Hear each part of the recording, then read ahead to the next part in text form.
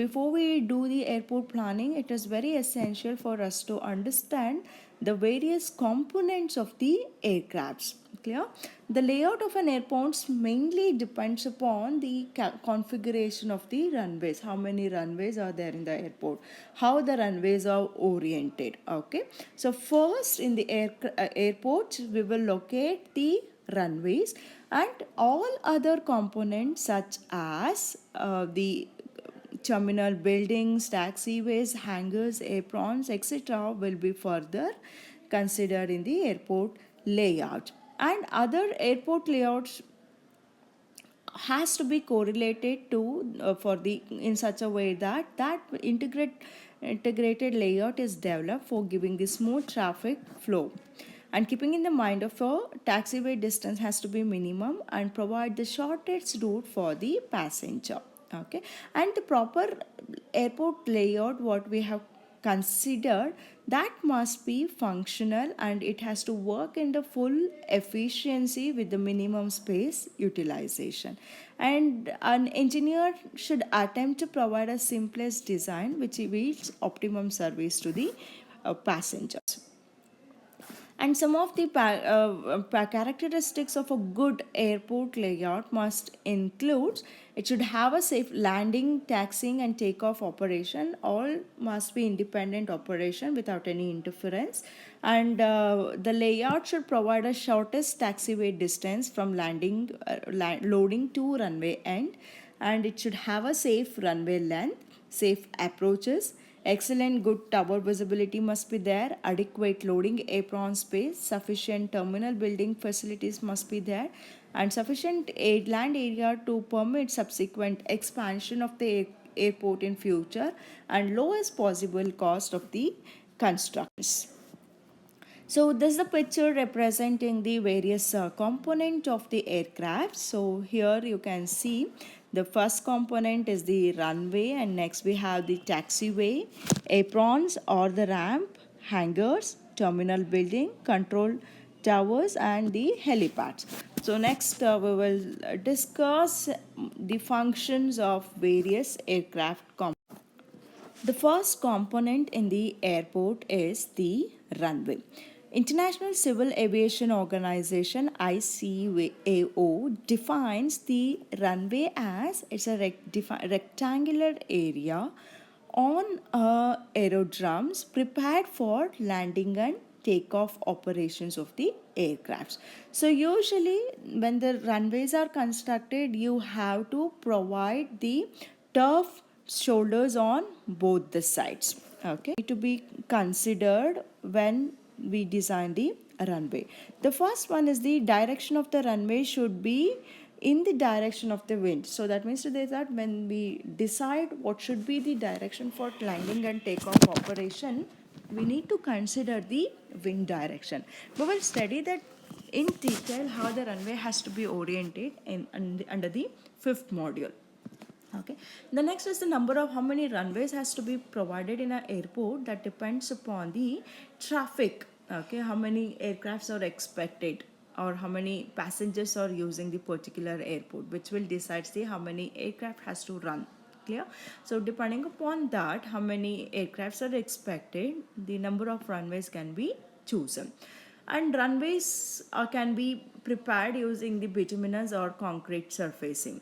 The width of the runway will be dependent upon the maximum size of the aircraft utilizing it, and the length of the runway is depending upon the different considerations like elevations and the contours. So now all the parameters, and so here when the length and width of the runways are decided, you have to keep certain points in the mind that the runway has to accommodate the aircraft which is likely to be served by it, and it has to provide a facility such that it will accelerate the aircraft to the point of takeoff and brought to stop the aircraft within the 60% of the available runway length. So if I provide the runway length has 1000 meters, the aircraft has to stop within the 60% of the runway length. It means to say that the length required to stop the aircraft should be 600 meters. Okay, that point need to be considered.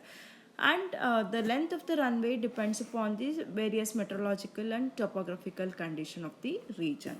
The another important consideration is that the transverse gradient of the runway that should not be less than 0.5. If you see here, this is the runway portion where on the both the side the stuffed areas are provided. So now what percentage? The next component is the terminal building. So it's also we can call it as the airport terminal. Okay, as we already know, these are all the buildings that are spaces that meant for the passengers board and are alive from the flights.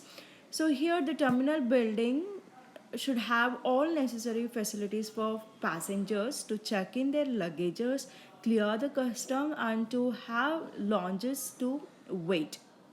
And terminal buildings can have the house cafes, lounges, or bar to serve the waiting areas for the passengers. And it should also include the ticket counters, luggage check-in or transfers, security checks or customs, which are the basics for all airport terminals. So now you can see here is the picture of airport terminals. So airport terminals are designed for a best aesthetics so that it can attract the passengers. The next component is an apron. So apron is a place is used for parking place for aircraft, and aprons are also sometimes called as the ramp. Aprons are generally paved and it is usually located in front of the terminal building or adjacent to the hangar. So what should be the size of an apron? Okay, how much space is required for the parking the aircrafts? That will depend, or usually it should hold 5 to 10 small planes or large areas for the major airport has to be provided. The size of the area to be allotted for the apron design is generally governed by the number of aircrafts expected in the airport. Okay. So aircraft characteristics also considered by design. So here you can see this a place which is meant for the parking the aircrafts, okay, which is called as the apron, or we can also call it as ramps. The next component is taxiways. Taxiways is the path which will connect each end of the runway with the terminal area, apron, and hangars or any other part of the airport components.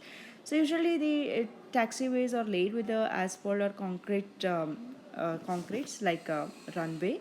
So this is usually used for the movement of aircrafts within the airport for various purposes, such as whenever the aircraft has to take an exit for the landing or exit for a takeoff, and for a maneuvering operation the taxiways can be utilized.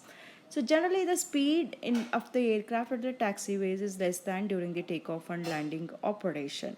So usually in the modern airports, these taxiways are laid at an angle of 30 degree to run the runway so that aircraft can use to change from one runway to the other runway easily. And it is also required to note that the turning radius of the taxiways and the runway should not be more than 1.5 times the width of the taxiways. And similar to the runways, the longitudinal gradient of a taxiway should not be greater than 3 percentage, and the transport gradient should not be more than 0.5 percentage.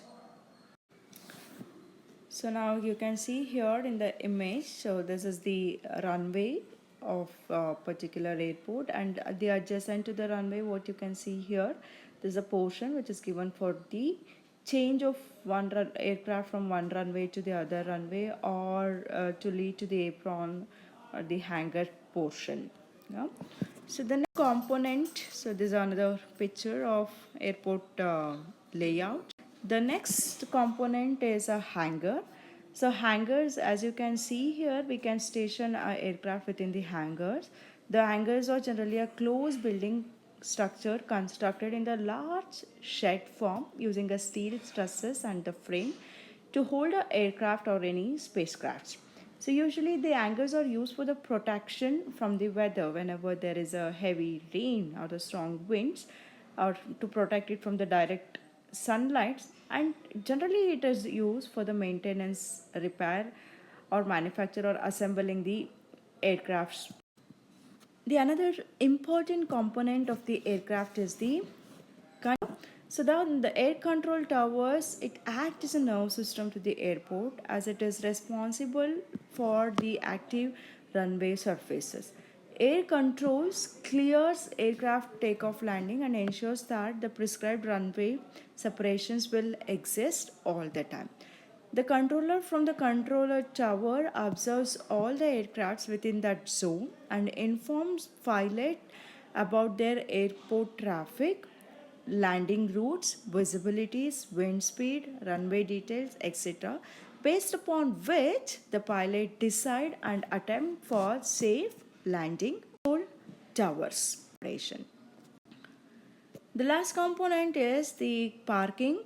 The parking is very essential in any airports. Airport parking is the means that can car usually park adjacent to the airport and doesn't require transport to get it from the airport terminal, or as it's within the short walking distance from the terminal. Parking activities are important contributor to the commercial revenue for the stream of an air. So these are all the some of the important components of the airport. So when we design the airport, all these components must be there in a typical airports. Yeah. So first, as I already explained earlier, the first we will decide the what is the orientation of the runway, and all other components of the airports will be decided depending upon the availability of the space. Thank you.